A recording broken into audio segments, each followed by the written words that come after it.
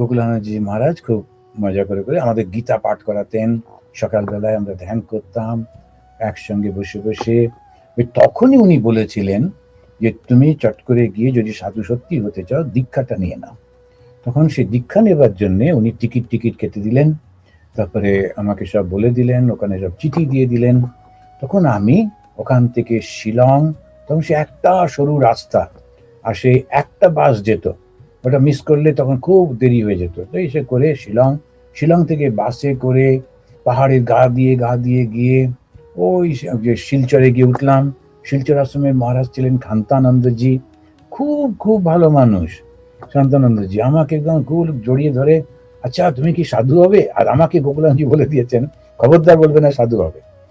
আর তখন আমি বলেছি যে ঠিক জানি না, দেখি কি হয়। তখন আমার স্বামী বীরেশ্বরানন্দজি মহারাজ ওখানে দীক্ষা দিচ্ছিলেন। ওদের যে পুরনো মন্দির, সেই পুরনো মন্দিরে মধ্যে বসে দীক্ষা হয়েছিল। মহারাজ আমাকে দীক্ষাটা দিয়ে প্রথমেই আমাকে ডাকলেন, ডেকে দীক্ষা দিলেন।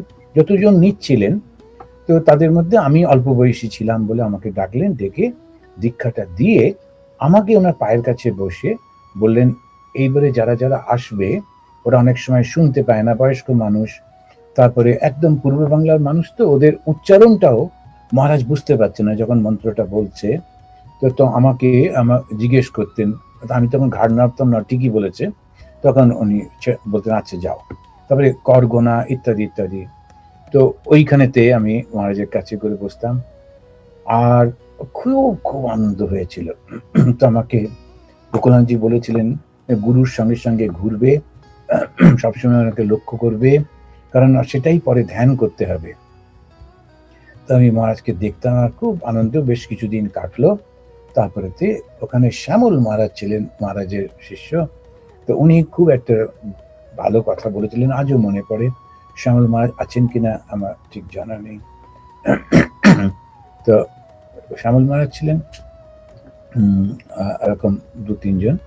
তো উনি তখন বলেছিলেন যে দেখো বৈরাগ্যটা যেন কমে না যায়, যখন সন্ন্যাসী হতে আসছো তখন খুব বৈরাগ্য, সব তোমার কিছু আছে, সব কিছু ফেলে দিয়ে চলে আসছো, কিন্তু খেয়াল রাখবে মৃত্যুর দিন পর্যন্ত যেন এতটা বৈরাগ্য যদি নাও থাকে কিন্তু কমে যাতে না যায়, বৈরাগ্যটাকে বাড়াতে হবে। বৈরাগ্যমে বা অভয়ম, বৈরাগ্যতেই হচ্ছে অভয়। আমি কিচ্ছু চাই না এই জগতের নাম যশ প্রতিপত্তি সোনা দানা, কিচ্ছু চাই না, তোমাকে ওইভাবে করতে হবে। তা প্রভুর কৃপায় এই তো জীবন চলছে।